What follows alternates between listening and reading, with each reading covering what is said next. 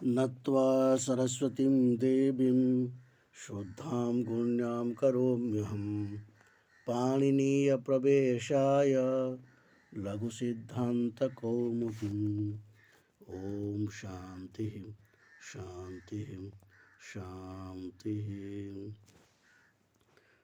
पिछले क्लास में हमने अध्ययन किया था उकालो ह्रस्व दीर्घ प्लुतः, और उसकी साथ साथ जो है हमने समाहार स्वरित पर्यंत अध्ययन किया था, और उसमें हमने बताया था कि एक वर्ण का कितना भेद हो सकता है। ठीक है, जैसे अ, फिर ई, उ, री, री, इन वर्णों के को लेकर के हमने उ वर्णों को यहाँ पर जो दृष्टांत के रूप में लिया था, और 18 प्रकार हमने इस प्रकार उसको विभाजन किया था। ये मोस्ट इम्पोर्टेंट है क्योंकि ये बहुत जगह में इसका उपयोग में आएगा। ठीक है, तो इसलिए इसको अच्छे से आप पढ़ लीजिए और अच्छे से इसको समझ लीजिए, नोट करके रखिए। ठीक है। अब जिनको लघु सिद्धांत कौमुदी के पीडीएफ चाहिए, पूरे के पूरे लघु सिद्धांत कौमुदी के पीडीएफ, उसका लिंक मैं इस वीडियो के डिस्क्रिप्शन में दे दूंगा। आप उसको देख लीजिए और वहाँ से क्लिक करके आप डाउनलोड कर सकते हैं। ठीक है, क्योंकि बहुत सारे छात्रों के मैसेज आ रहा था कि हमें पीडीएफ चाहिए, तो मैं पीडीएफ नहीं भेज सकता क्योंकि उसका एमबी जो है ज़्यादा होती है, लगभग 170 या 75 एमबी की होती है। तो उतने बड़े जो पीडीएफ होता है उसको व्हाट्सएप पे भेजना मुश्किल होता है। तो इसीलिए जो है हम इसका डिस्क्रिप्शन में लिंक दे देंगे, आप उसी लिंक को क्लिक करिए और सीधे जा कर के जो है गूगल की साइट से आप डाउनलोड कर सकते हैं इसको। ठीक है। और भी हमारे टेलीग्राम की लिंक है, व्हाट्सएप की लिंक तो हम नहीं दे सकते क्योंकि व्हाट्सएप भर जाता है, बहुत जल्दी फुल हो जाता है। तो टेलीग्राम की लिंक भी इसी वीडियो के नीचे मिल जाएगा, जहाँ से आपको प्रतिदिन की जो नोटिफिकेशन है वहाँ से आपको मिल सकता है। ठीक है, टेलीग्राम की लिंक ज्वाइन करिए, टेलीग्राम ग्रुप को। तो जो भी वीडियो हमारे आएंगे उसी टेलीग्राम में हम उसको पोस्ट कर देते हैं, तो आपको वो लिंक भी मिल जाया करेगी। अब आगे भी जब लाइव क्लास चलेंगे तो टेलीग्राम के ग्रुप से ही हम शेयर करेंगे, ताकि आप भी टेलीग्राम ग्रुप से उसको ज्वाइन कर सकें, क्योंकि व्हाट्सएप के ग्रुप में हमेशा संभव नहीं हो पाता है, क्योंकि बहुत सारे ग्रुप बनाए जाते हैं और सभी छात्र एक ग्रुप में नहीं आ सकते हैं। ठीक है, आज हम अध्ययन करेंगे। हाँ, यहाँ पर हमने अध्ययन कर रहे थे जो वर्णों की 18 भेद है। हमने कैसे बताया था आपको, ह्रस्व दीर्घ और प्लुत। एक बार रिमेम्बर कर देता हूँ मैं। ह्रस्व जो है, ह्रस्व कितने प्रकार के हो गया, 6 प्रकार का। कैसे हुआ, पहले तो ह्रस्व, फिर ह्रस्व को 2 भाग में डिवाइड किए, क्या हो गया, 3 भाग में डिवाइड किए, उदात्त अनुदात्त और स्वरित। ठीक है, 1 2 3, उदात्त अनुदात्त स्वरित। और ये जो उदात्त आदि है इसको भी अनुनासिक और अनुनासिक भेद से 2 2 कर दिए। ठीक है, तो कितना हो गया, 6 हो गया, 2 2 2, 6 हो गया। तो इस तरह से ह्रस्व हो गया 6। अब दीर्घ हो गया, दीर्घ भी हो जाएगा क्या, 6। ठीक है, और प्लुत भी हो जाएगा क्या, 6। इस प्रकार के क्षेत्र के 18 भेद हो गया एक वर्ण का। जो उकार को हमने दृष्टांत में लिया था उसका हो गया 18 भेद। ठीक है, और अकार को भी लेंगे तो भी उसका भी क्या हो जाएगा, 18 भेद। इकार को लेंगे तो उसका भी हो जाएगा 18 भेद। अब जो जो वर्ण जितना भेद होगा आगे हम उसके बारे में बात करेंगे, कितना भेद कौन सा वर्ण होगा। अब आता है कि यहाँ पर हमने 2 शब्द अभी पढ़ा। यहाँ पर क्या पढ़े, अनुनासिक अननुनासिक त्वाभ्याम द्विधा। यहाँ पर एक अनुनासिक शब्द पढ़े कि अननुनासिक शब्द पढ़े। ठीक है, एक अनुनासिक, अनुनासिक का उच्चारण अनुनासिक होगा। अननुनासिक का उच्चारण कैसे होगा, अ, बीच में एक न जोड़ देंगे, अ न फिर नु, फिर वही जो अनुनासिक है ना वही नासिक रहेगा। ठीक है, अननुनासिक, एक तो अनुनासिक हो गया, दूसरा अननुनासिक, एक न एक्स्ट्रा जुड़ गया। ठीक है, इन दोनों में क्या है अंतर है, देखिए। जैसे विलोम शब्द आप पढ़े होंगे, विलोम शब्द यानी कि विपरीत शब्द। जैसे पुण्य का विपरीत शब्द क्या माना जाता है, पाप माना जाता है। दिन का विपरीत शब्द क्या माना जाता है, रात्रि माना जाता है। विपरीत शब्द ये हो गया। ठीक है, जैसे एक शब्द है पवित्र, क्या शब्द है, पवित्र। इसका विपरीत शब्द क्या होगा, आप लोग कमेंट करके बताइए, इसका विपरीत शब्द क्या हो जाएगा, अपवित्र। ठीक है, पवित्र का क्या हो गया, अपवित्र। इसमें क्या वर्ण जुड़ा, अ जुड़ गया। ठीक है, ये भी व्याकरण की पाठ है, ध्यान रखिए। ये पवित्र शब्द हमने बनाए, अपवित्र शब्द बनाए, ये भी व्याकरण की पाठ है, व्याकरण से ही ये बना हुआ है। जो समास पढ़े हैं उनको पता है यहाँ को अकार जोड़ने का कारण क्या है, नए समास होता है यहाँ पर, जहाँ पर ओकार अकार जुड़ जाता है, ठीक है, उसको नए समास कहते हैं। उसी प्रकार यहाँ पर जो है अनुनासिक था, ठीक है, अनुनासिक था, इसमें जो है हमने एक नकार जोड़ दिया, ठीक है, ये भी नए समास से आता है, तो अननुनासिक हो गया। अनुनासिक विपरीत क्या हो गया, अननुनासिक। जो अनुनासिक नहीं है उसको क्या कहेंगे, अननुनासिक कहेंगे, ठीक है। जैसे पवित्र, जो पवित्र नहीं है उसे क्या कहेंगे, अपवित्र, ठीक है। उसी प्रकार जो अनुनासिक नहीं है उसे क्या कहेंगे, अननुनासिक कहेंगे, ठीक है, अननुनासिक, यानी कि न अनुनासिक, न अनुनासिक, ठीक है। अनुनासिक अनुनासिक काभ्याम द्विधा, अनुनासिक अनुनासिक त्वाभ्याम द्विधा, ठीक है। अनुनासिक और अनुनासिक भेद से दो प्रकार होता है, समझ में आया। तो अब ये अनुनासिक और अनुनासिक, इसको समझने के लिए ये सूत्र आ रहा है, मुख नासिका वचनोनुनासिक, क्या आ गया, मुख नासिका वचनोनुनासिक। यहाँ पर देखिए मुख सहित नासिका, मुख नासिका वचन है, मुख नासिका वचन है, यहाँ तक जो है ये एक ही विभक्ति है, मुख नासिका वचन है, ये प्रथमा के एक वचन है। और अनुनासिक, आगे क्या कहा है, अनुनासिक, ये भी प्रथमा के एक वचन है। ये दोनों ये संज्ञा सूत्र है। एक बात ध्यान रखिए, जितने भी संज्ञा सूत्र होते हैं उसमें ज़्यादातर प्रथमा विभक्ति ही प्रयोग होता है, ठीक है। आपको यदि सूत्र के बारे में पता चल गया कि ये संज्ञा सूत्र है तो आपको प्रथमा विभक्ति उसमें दिखाई देगा, ध्यान से देखिए। हाँ, एकवचन द्विवचन बहुवचन हो सकता है। मुख नासिका वचनोनुनासिक, इसमें क्या कहा, मुख सहित नासिका, मुख सहित नासिका जो है वो मुखो नासिका वचन, ये हो जाएगा प्रथमा के एक वचन, बहु प्रथमा के एक वचन। और अनुनासिक ये हो जाएगा प्रथमा के एक वचन, ठीक है। इस तरह के आप इसको लिख सकते हैं, प्रथमा के एक वचन। अब प्रथमा के एक वचन हो गया, अब उसके बाद इसका वृत्ति देखते हैं। इसका वृत्ति में क्या कहा है, मुख सहित नासिका योचार्यमाणो वर्णो वर्ण अनुनासिक संज्ञा स्यात्।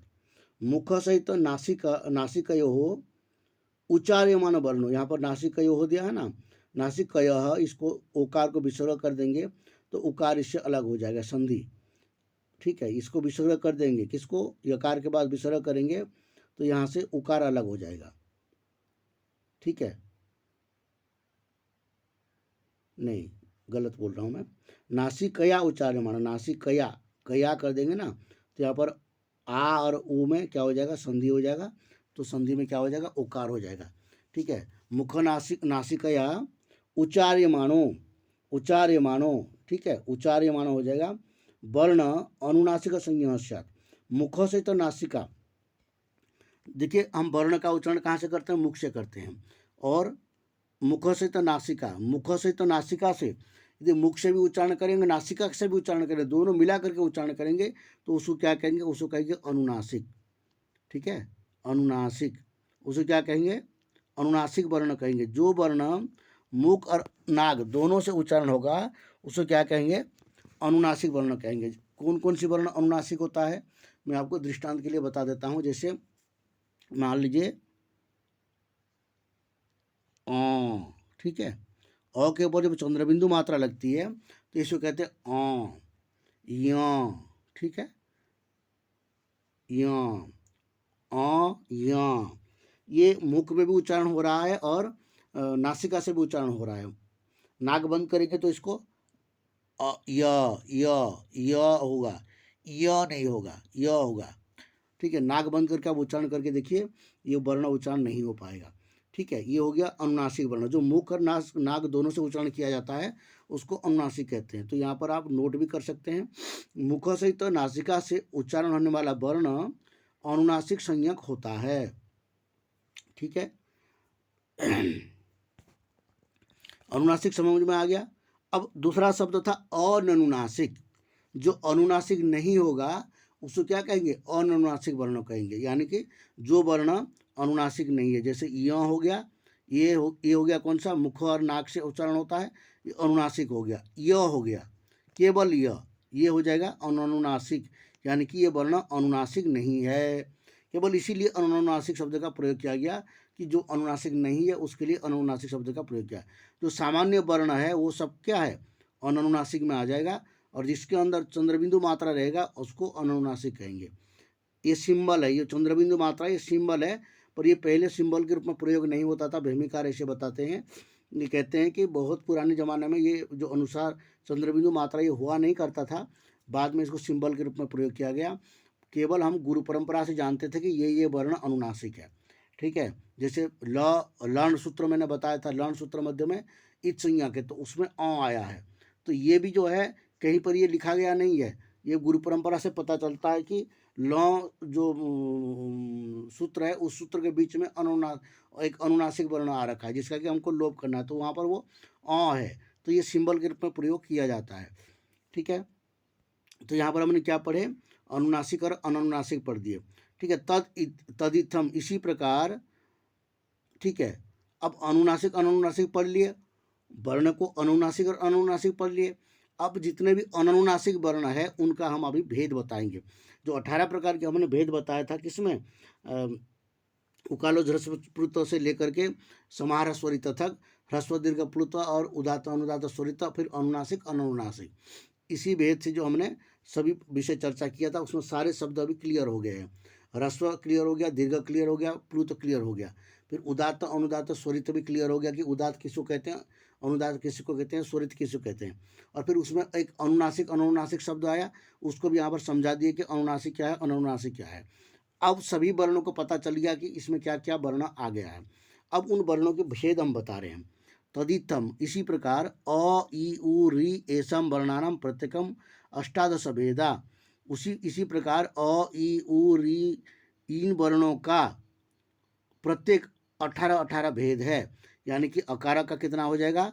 18 भेद, ये नोट कर लिए। और इकार का कितना हो जाएगा? ये भी 18 भेद। ठीक है, उकार का कितना हो जाएगा? ये भी 18 भेद। और ऋकार का कितना हो जाएगा? ये भी 18 भेद। अब 18 भेद कैसे होगा? मैंने आपको पहले ही बताया था, जैसे उकार का ह्रस्व दीर्घ प्लुत। ठीक है, उकार का क्या हो गया? उकार का क्या हो गया? उकार का पहले तो ह्रस्व, ठीक है, फिर दीर्घ और प्लुत। अब मैं इसको ज़्यादा समझाऊंगा नहीं।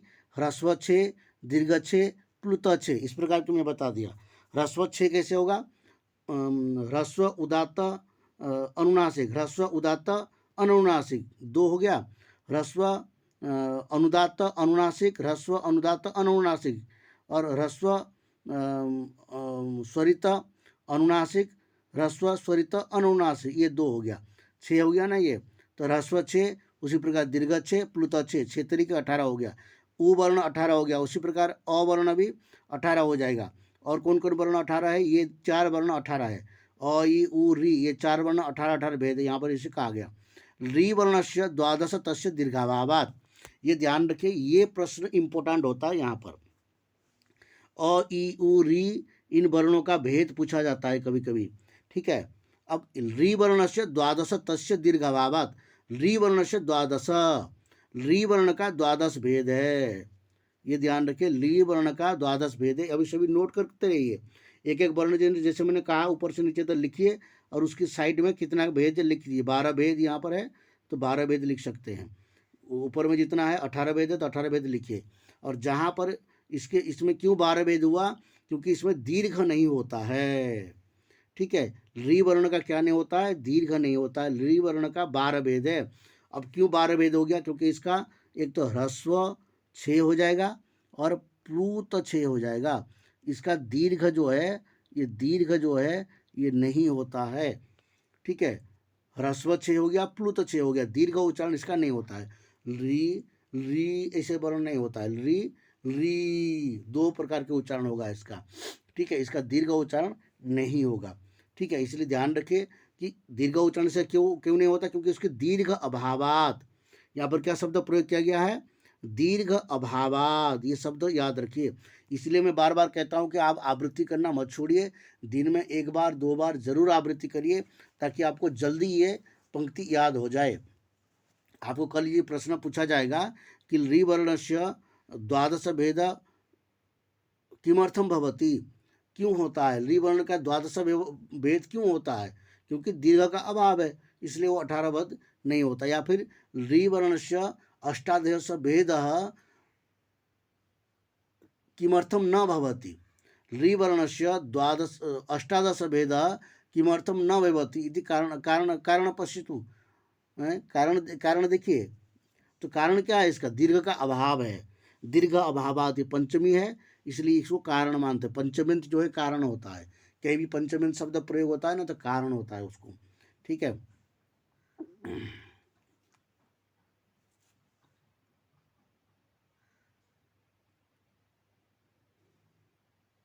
जैसे कहते हैं कि मुझे ज्वर आ गया था इसलिए मैं विद्यालय नहीं आया, ठीक है। ज्वर आगच्छात अहम विद्यालयम न आगच्छामि, ज्वर आ गया था इसलिए मैं विद्यालय नहीं आ पाया, ठीक है। ज्वर आ गया था। या फिर ज्वर लक्षणात्, ठीक है, ज्वर लक्षण से के कारण, लक्षणात् पंचम्यंत है, लक्षणात्, ठीक है, लक्षणात् ये पंचम्यंत है, तो पंचम्यंत शब्द का कारण अर्थ में प्रयोग करते हैं। यहाँ पर दीर्घ अभावात का अर्थ दीर्घ अभाव के कारण, द्वादश तस्य ऋवर्णस्य, ऋवर्ण का द्वादश भेद होता है, ठीक है। इसको अलग तरह से प्रश्न पूछा जा सकता है कि ऋवर्णस्य, ऋवर्ण, ऋवर्ण में कौन सा अभाव देखने को मिलता है, तो उसमें क्या कह सकते हैं, दीर्घ अभावात, ठीक है। एचामपि द्वादश तेषाम ह्रस्व अभावात, एचामपि, एच प्रत्यार, एच प्रत्यार आपने पढ़ा है अभी आदिरंतर संहिता में, ए ऐ ओ और औ, ये 4 वर्ण एच में आ जाएगा। तो ये 4 वर्ण का कितना कितना भेद होता है, 12 भेद होता है, ठीक है। ये 12 भेद होगा, क्यों, क्योंकि इसमें ह्रस्व नहीं होता है, एकार का ह्रस्व नहीं होता है। ए दीर्घ प्लुत हो गया, ऐ दीर्घ प्लुत, ओ औ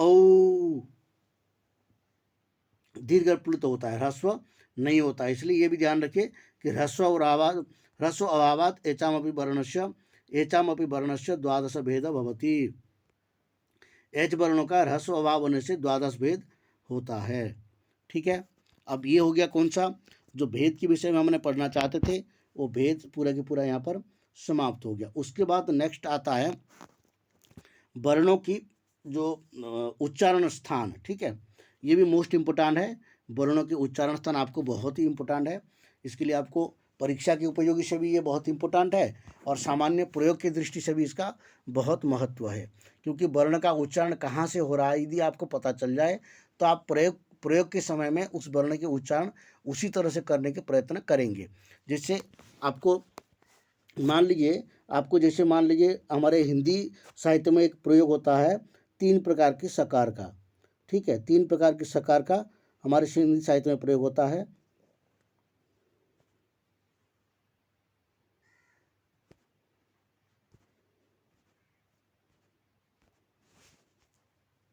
ठीक है, पहला हो गया ये सकार का प्रयोग होता है, ठीक है। दूसरा ये सकार का प्रयोग होता है, तीसरा ये सकार का, ठीक है। ये 3 प्रकार की सकार है। अब इसका उच्चारण कैसे करेंगे, तो हिंदी में क्या करते हैं, हिंदी में कहते हैं इसको षटकोण वाला सकार, ठीक है। और इसको क्या बोलेंगे, इसको पता नहीं कौन सा बोलते हैं, षटकोण वाला सकार बोलते हैं इसको, और इसको सकार ही बोलते हैं संभवतः, और इस सकार को कुछ अलग बोलते हैं। आपको पता है तो ये सकार के बारे में आप बता सकते हैं हिंदी में क्या कहते हैं, मुझे संभवतः ये पता नहीं है। और ओरिया लैंग्वेज में इसको अलग तरह से पढ़ते हैं, जैसे कहते हैं यहाँ दंता सकार बोलेंगे, इसको मूर्धा सकार बोलेंगे, मूर्धनी सकार बोलते हैं इसको दंता सकार बोलते हैं, इसको तालवे सकार बोलते हैं, ठीक है। क्यों, देखिए अब जो दंता सकार बोलते हैं ना, इसका उच्चारण दंत में होता है, इसलिए इसको दंता सकार बोलते हैं। अभी बताएंगे आपको कि संस्कृत में इसको उच्चारण करके ही बताएंगे कि इसको दंता सकार नहीं बोलना पड़ेगा हमको, कि हम करेंगे स बोलेंगे, केवल स बोलेंगे, आपको समझ में आ जाएगा कि मैं ये दंता सकार वाला को उच्चारण कर रहा हूँ। और ये जो पेट के अंदर जो चीर दिया गया है इसको बोलते हैं वहाँ मूर्धा सकार। ठीक है, मूर्धा सकार, सीधे मूर्धा ही प्रयोग कर देते हैं।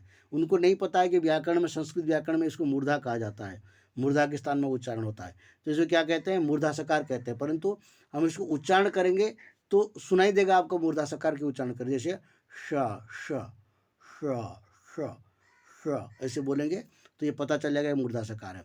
अब ये जो तीसरी सकार दिख रहा है इसको कहते हैं तालवे सकार बोलते हैं। उड़ीसा भाषा में, उड़िया जो वहाँ जो शिक्षा है, वहाँ जो पढ़ाया जाता है, उच्चारण कराया जाता है, या वहाँ क्या बोलते हैं इसको, तालवे सकार कहते हैं।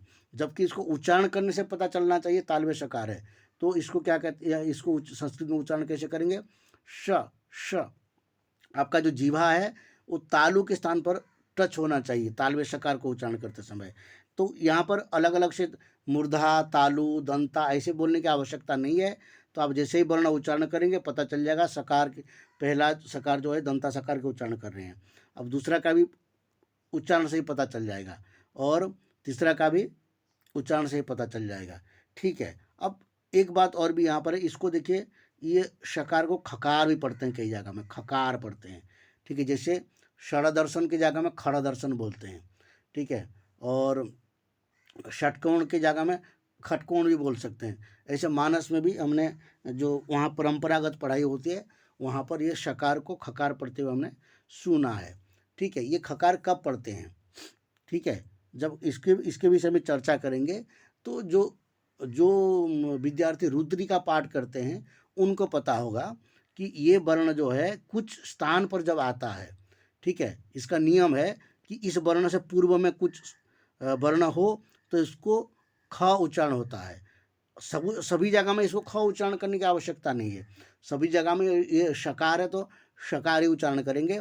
अन्य जो रुद्री की अध्ययन होता है, वेद की मंत्र का पाठ करते हैं, वहाँ पर कुछ नियम होता है कि इस वर्ण से पूर्व में और पर में यदि कुछ वर्ण आते हैं तो वहाँ पर इसको खकार उच्चारण किया जाता है। ठीक है, तो ये अलग विषय है। तो आप जो पढ़ना चाहते हैं तो रुद्री की जो पुस्तकें मिलती है उसमें ही लिखा भी रहता है, प्रारंभ में इसकी नियम लिखे रहते हैं कि कहाँ पर क्या उच्चारण होता है। ठीक है, मेरा कहने की तात्पर्य इतना है कि हम अभी क्या कर रहे हैं, वर्णों के उच्चारण स्थान पढ़ने जा रहे हैं। तो इसलिए थोड़ा सा मैं इसको इंटरेस्टिंग बनाने के लिए पहले मैंने आपको कुछ वर्णों की उदाहरण दे करके बताया था कि आपको इन वर्णों में रुचि रहे कि उच्चारण क्या होता है। ठीक है, अब हम पढ़ते हैं तुल्यास्य प्रयत्नम सवर्णम। ठीक है, तुल्यास्य प्रयत्नम सवर्णम, ये सूत्र है। इसकी सूत्र संख्या पे आप देख रहे हैं 1 1 9 है। ठीक है, अब देखिए यहाँ पर विभक्ति क्या होगा, तुल्यास्य प्रयत्नम, ये प्रथमा के एक वचन है। तुल्यास्य प्रयत्न प्रथमा के एक वचन है, इससे पता चलता है कि ये क्या है, संज्ञा सूत्र ही है। ठीक है, सवर्णम, सवर्णम भी प्रथमा के एक वचन है। तुल्यास्य प्रयत्नम ये भी प्रथमा के एक वचन है, सवर्णम भी प्रथमा के एक वचन है। दोनों प्रथमा के एक वचन जब होता है तो समझ लीजिए संज्ञा करने वाला होगा। अब दूसरा कि हम इसकी वृत्ति से पता कर लेंगे ये क्या कार्य करता है। देखिए, सवर्ण संयम स्यात्, इसमें लिखा हुआ है सवर्ण संयम स्यात्, तो सवर्ण संज्ञा हो, संयम स्यात् का है तो संज्ञा हो कह रहा है, तो इसलिए ये संज्ञा सूत्र है। ठीक है, ये पहचानने की तरीका है। ठीक है, अब ये क्या कहता है, देखिए, तालवादि स्थानम आभ्यंतर प्रयत्न स्यत्य तद्वयम यस्य ये न तुल्यम तन्मितः सवर्ण संयम स्यात्। तालु आदि स्थान और आभ्यंतर प्रयत्न, तालु आदि स्थान और आभ्यंतर प्रयत्न, इसको आप नोट कर लीजिए। तालु आदि स्थान और आभ्यंतर प्रयत्न ये दोनों जिस वर्ण के साथ जिस वर्ण का तुल्य हो वह वर्ण समुदाय क्या हो जाएगा, परस्पर सवर्ण संयोग होंगे। ठीक है, क्या है, तालु आदि स्थान और आभ्यंतर प्रयत्न। तालु आदि स्थान, तालु आदि यानी कि जैसे मैंने आपको बताया था अभी कि तालवे सकार जो है वो तालु स्थान के उच्चारण होता है। तो इसी प्रकार जो उच्चारण स्थान भी बताएंगे, तालु, कंठ, मूर्धा, ये सब। तो तालु आदि स्थान और आभ्यंतर प्रयत्न, यहाँ दो बात आपको ध्यान रखना है कि एक तो तालु आदि स्थान आपको अभी समझाएंगे कि तालु आदि स्थान कौन कौन होते हैं, और एक आभ्यंतर प्रयत्न। ठीक है, ये भी ध्यान रखना है। एक तालु आदि स्थान और आभ्यंतर प्रयत्न, दोनों आपको पता चल गया तो फिर ये जो सवर्ण संज्ञा की जो प्रक्रिया है ये आपको समझ में आ जाएगा।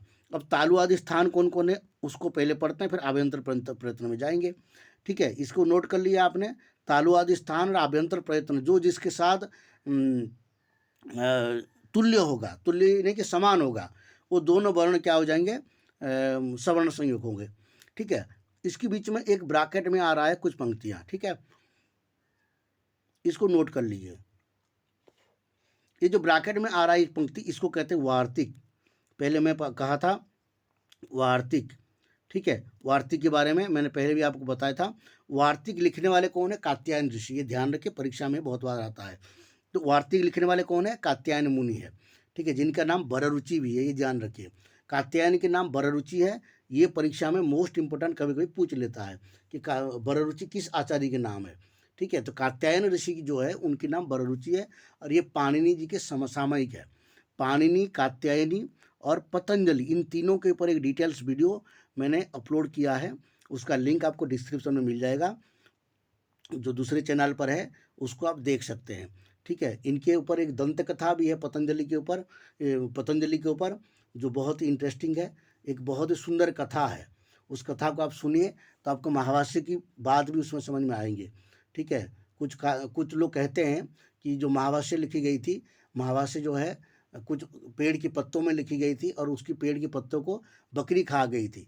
ठीक है, ये डिटेल्स में वहाँ पर मैंने उसको बढ़िया से आपको ये कथा सुनाया है, उसको जाकर के आप जरूर देखिए, उसका डिस्क्रिप्शन में लिंक मिल जाएगा। ठीक है, अभी हम क्या पढ़ेंगे, तालु आदि स्थान और आभ्यंतर प्रयत्न। उससे पहले हाँ, ये वर्ण हमको पढ़ना है वार्तिक के बारे में। रील री वर्ण और मिथ सावर्ण्यम वाच्यम। ये वार्तिकार कहते हैं कि री और री, इन दोनों वर्णों के बीच में सवर्ण कहना चाहिए। जैसे हमने पहले री वर्ण और ली वर्ण पढ़े थे, तो री कितने भेद है, री का 18 भेद है, और री वर्ण का कितना भेद है, 12 भेद है। तो इन दोनों वर्णों को सवर्ण कहना चाहिए, ऐसे क्या कौन कहते हैं, वार्तिकार कहते हैं। क्यों कहते हैं, क्योंकि इसका प्रयोजन आगे है। ठीक है, तोरली सूत्र में इसका प्रयोजन दिखाई देता है, इसीलिए जो है यहाँ पर ये वार्तिकार कहते हैं कि रियल री को भी क्या करना चाहिए, सवर्ण करना चाहिए, जबकि ये दोनों सवर्ण नहीं हो सकते हैं। ठीक है, जैसे री का स्थान अलग है और री का स्थान अलग है, इसीलिए यहाँ पर दोनों को सवर्ण कहना चाहिए, इसलिए अलग से वार्तिक लिखी है। अब वार्तिक क्यों लिखी गई थी, ये जो है मैं आपको नेक्स्ट वीडियो में बताऊँगा, क्योंकि यहाँ पर थोड़ा सा इसको पढ़ लेते हैं। जैसे यहाँ पर क्या है, पहले तो हम तालु आदि स्थान पढ़ेंगे। अकुह विसर्जनीयानाम कंठः, अकुह विसर्जनीयानाम कंठः, इसको आप नोट करिए। 18 प्रकार की अकार, अकार कितने हो गया, 18 प्रकार, 18 प्रकार की अकार, ऐसे लिखिए आप बिल्कुल, 18 प्रकार की अकार। और कु यानी कि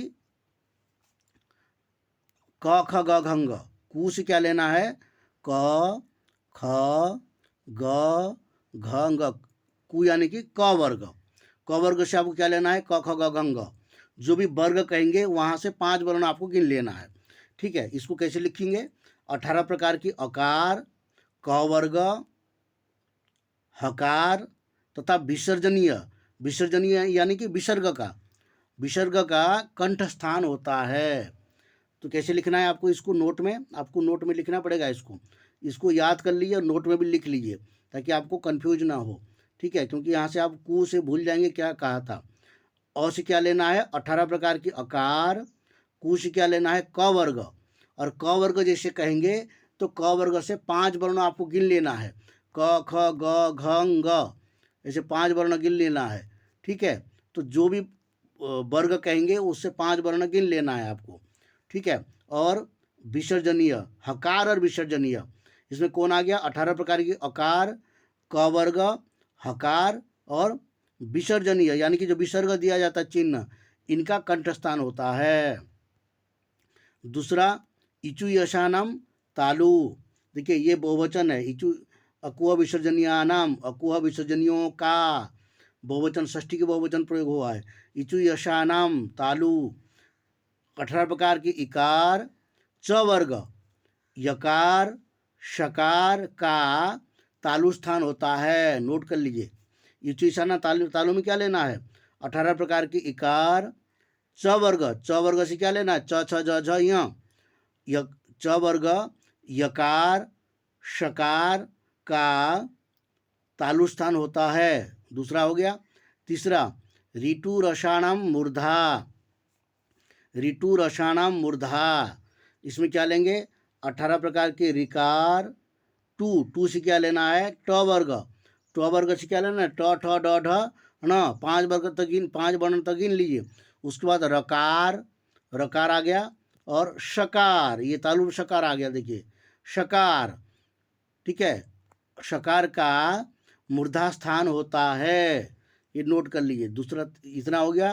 तीसरा, चौथा हो गया ऋतु लसानाम दंता, ऋकार, ऋकार कितने प्रकार का है 18 प्रकार का, नहीं ऋकार जो है 12 प्रकार का, 12 प्रकार के ऋकार, ऋतु, तू यानी कि त वर्ग, त थ द ध न, 5 वर्ण गिन लीजिए, त थ द ध न, 12 प्रकार के ऋकार, त वर्ग, और लकार, लकार का भी, लकार और सकार, लकार और सकार, ये हल रहेगा।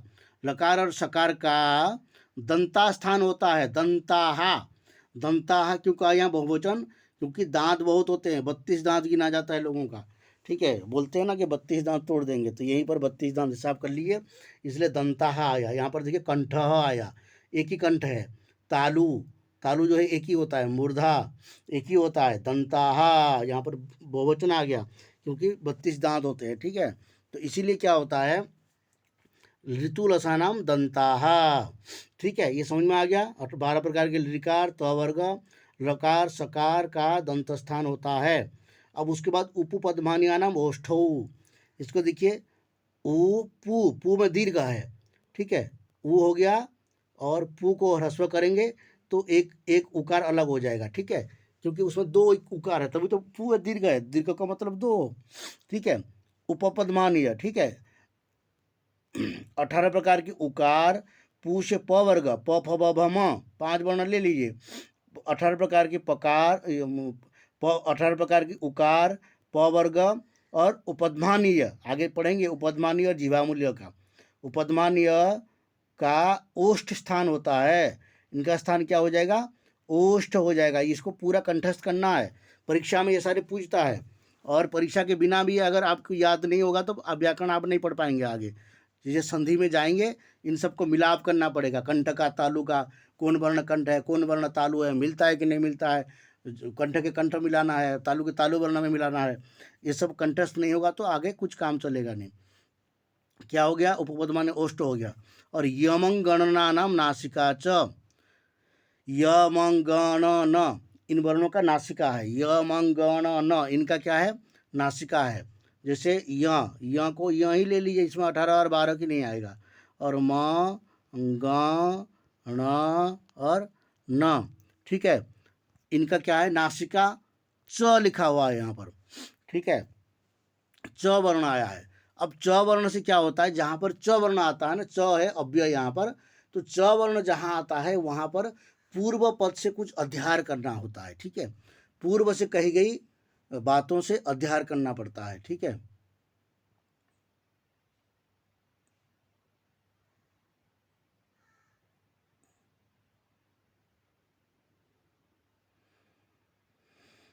ठीक है, पूर्व पद में क्या होता है, च पद से पूर्व से उद्धृत होता है, कुछ बातें पूर्व से उद्धृत करना चाहिए, इसलिए यहाँ पर नासिका च का है। यम गण न, इनका उच्चारण स्थान क्या है नासिका है, य म ग न, ठीक है, नासिका का है। च पद से क्या लेना है, इनका अलग अलग स्थान भी है, ठीक है, च पद से क्या लेना है, पूर्व में कुछ स्थान इनके कहे गए हैं, कहाँ पर, जैसे क वर्ग में क ख ग घ ग, ये ग आ गया, तो इसका स्थान क्या है कंठ है, ठीक है, गकार का कंठ स्थान आ गया, ठीक है, पूर्व में क्या स्थान कहा गया है इसका कंठ स्थान कहा गया है, इसलिए पूर्व में कुछ कुछ स्थान इनको कहा गया है, इसकी क्या हो गया कंठ स्थान हो गया। और मकार का क्या है उपपद्मानियानाम ओष्ठो, इसमें देखिए उपपद्मानियानाम ओष्ठो कहा गया था, इसका ओष्ठ स्थान है, तो इसके लिए पहले इसको ओष्ठ भी कहा गया है, तो च पद से क्या लेना है ओष्ठ भी लेना है। नासिका तो है, इसका स्थान क्या हो जाएगा नासिका और ओष्ठ। य का कहाँ आता है च छ ज झ य, इचु यशा नाम तालु, इसका तालु भी स्थान है, ठीक है, एक तो नासिका स्थान है, एक तालु स्थान है। ठीक है, उसी के प्रकार नकार का क्या हो जाएगा, ऋतु रसाणाम ट ठ ड ढ ण, इसका क्या हो जाएगा, मूर्धा स्थान भी है। ठीक है, और नकार का दंत स्थान है। तो इसी प्रकार जो है इन 5 वर्णों का अलग अलग स्थान पहले कहा जा चुका है। तो उसी को यहाँ पर च पद से ग्रहण करना है और ये समझना है कि जो च पद दिया गया है, च पद से हमको पूर्व स्थान को भी समझना है। ठीक है, च पद से हमको क्या हो गया, पूर्व स्थान को समझना है। जो पूर्व में कहा गया था कंठ, तालु, मूर्धा आदि जो कहा गया था वो भी इसी वर्ण का है, इसी वर्ण की स्थान वो भी है। तो इसलिए नासिका च कह करके नासिका स्थान भी है और पूर्व में जो स्थान कहे गए हैं उनको स्थान भी लेना है। तो इसलिए इसलिए मुख और नासिका, पहले कंठ से उच्चारण होता था फिर नासिका से उच्चारण हो गया। तो इन वर्णों को क्या कहेंगे, अनुनासिक कह सकते हैं। मुख और नासिका दोनों में से उच्चारण होता है तो ये 5 वर्ण होंगे अनुनासिक। ठीक है कि नहीं, तो इनको अनुनासिक कहा जा सकता है। और जो मैंने पहले दृष्टांत दिया था अ य, ये भी अनुनासिक है। ठीक है, तो यहाँ पर दो दो अनुनासिक हो गए, ये 5 भी अनुनासिक हो गए। ठीक है, क्योंकि ये मुख और नाक दोनों से उच्चारण होता है। ठीक है, ए दैत्य हो कंठ तालु, ये जो ए और ऐ, ठीक है, ए और ऐ इन दोनों का क्या हो जाएगा, कंठतालु स्थान है। इनको कंठतालु स्थान कहा जाता है। कंठतालु दो दो स्थान है इसका, कंठ भी और तालु भी है। ओ दो तो कंठोष्टम, ओ और औ इन दोनों का क्या स्थान है, कंठ और ओष्ठ स्थान है। ओकार से दंतोष्ठम, वकार का क्या स्थान है, दंत और ओष्ठ स्थान है, दंतोष्ठम स्थान है। ठीक है, तो इनको ध्यान रखिए, इसको आवृत्ति करिए और अभ्यास भी करिए। ठीक है, ये देखिए पहले वाला ये ह्रस्व दीर्घ वाला दिया होगा यहाँ पर। ठीक है, और जिह्वामूल्यस्य जिह्वामूलम, जिह्वामूल्यस्य जिह्वामूलम, जिह्वामूल्य एक मैंने आपको कहा था उपध्मानीय और एक जिह्वामूल्य। उपध्मानीय और जिह्वामूल्य को आगे हम पढ़ेंगे। जैसे ककार से अर्ध विसर्ग सदृश होता है, ये आधा विसर्ग होता है, इसको उपध्मानीय और जिह्वामूल्य कहते हैं। इसका प्रयोग के ऊपर निर्भर करता है कहाँ उपध्मानीय कहेंगे, कहाँ पर जिह्वामूल्य कहेंगे, आगे आएगा इसी पंक्ति में। यहाँ पर केवल आप इतना समझ लीजिए कि जो आधा विसर्ग वाला होता है उसको कहते हैं जिह्वामूल्य और उपध्मानीय, पर कहाँ कहाँ उसको क्या कहते हैं वो आगे पढ़ेंगे। ठीक है, यहाँ पर क्या है, नासिका अनुस्वारस्य, जो अनुस्वार आप लोग लगाते जैसे कम, क में अनुस्वार लग गया तो इसका स्थान क्या है, अनुस्वार, नासिका है। ठीक है, नासिका अनुस्वारस्य, ये ध्यान रखिए। अनुस्वार वर्णस्य कः स्थान भवति, अनुस्वार वर्ण का क्या स्थान होता है, या तो फिर अनुस्वारस्य स्थान किम, अनुस्वार का स्थान क्या है, तो क्या हो जाएगा, नासिका हो जाएगा। इस तरह की परीक्षा की दृष्टि से भी इन स्थानों को बहुत महत्वपूर्ण है। कल हम पढ़ेंगे, नेक्स्ट क्लास में पढ़ेंगे यत्न। ठीक है, ये बहुत इंपॉर्टेंट है, आपको एक दिन में पढ़ा देने से भी आप पढ़ नहीं सकते हैं, इनको प्रतिदिन अगर थोड़ा थोड़ा पढ़ेंगे तो बहुत आसान रहेगा। ठीक है, जो नेट की तैयारी कर रहे हैं उनको ये करना चाहिए कि प्रतिदिन थोड़ा थोड़ा पढ़ते जाएं, अन्य अन्य विषय को पढ़ते रहिए। इसलिए मैंने व्याकरण अभी प्रारंभ से शुरू किया है, ताकि व्याकरण एक दिन में नहीं पढ़ा जा सकता है। आप अन्य दर्शन शास्त्र है, वेदांत सार है, और इन पुस्तकों को 1-2 दिन में आप पढ़ करके ख़त्म कर सकते हैं, और पढ़ने के बाद आपको वो क्या हो जाएगा, याद भी रह जाएगा, क्योंकि उसकी प्रक्रिया अलग है। परंतु ये जो व्याकरण की प्रक्रिया है, ये व्याकरण की प्रक्रिया में कंठस्थ की प्रक्रिया होती है। इसमें जब तक आपको इसकी पंक्ति याद नहीं होंगे तब तक आप इसका कोई ज़्यादा लाभ नहीं मिलेगा आपको, परीक्षा में भी और सामान्य जो है प्रयोग में भी। इसलिए दोनों तरफ से इसको करने के लिए हमने इसको प्रारंभ में शुरू किया है। और ये बिल्कुल जो है पंचसंधि आपका महीना भर तक लगेगा, मान लीजिए पंचसंधि, तो पंचसंधि समाप्त हो गया, समास में चलेंगे, समास आपको महीना भर चलेगा। ठीक है, या फिर 15 दिन में हो जाएगा। उसके बाद क्या चलेंगे, जो कारक प्रकरण में चलेंगे, कारक प्रकरण आपको 15 दिन 20 दिन लगेगा। तो इस तरह की करते करते हमको 2-3 महीना इसी में लग जाएगा। ठीक है कि नहीं, तो इसीलिए मैं आपको धीरे धीरे पढ़ा रहा हूँ, जितना दिन भी लगेगा। और परीक्षा की दृष्टि से अगर ज़रूरत पड़ेगा तो इसका हम अलग अलग क्लास भी कर देंगे। ठीक है, परीक्षा की दृष्टि से, पर ये सामान्य दृष्टि है, परीक्षा की दृष्टि से भी आप पढ़ सकते हैं, और समझ करके इसका जो मूल लाभ लेना चाहते हैं उसकी दृष्टि से भी ये पढ़ सकते हैं। तो इसीलिए मैं इसको धीरे धीरे चलाऊँगा, और प्रतिदिन इसका चलेगा इसी समय, इसी हिसाब से, आधे घंटे, 45 मिनट, 1 घंटे के अंदर। ठीक है, उससे ज़्यादा ये क्लास बड़ा नहीं कर सकते हैं। एक दिन में आपको इतना पढ़ाएंगे कि जितना आपको समझ में आ जाए। तो यहाँ पर ये क्लास एंड करते हैं, नेक्स्ट क्लास में हम यत्न पढ़ेंगे।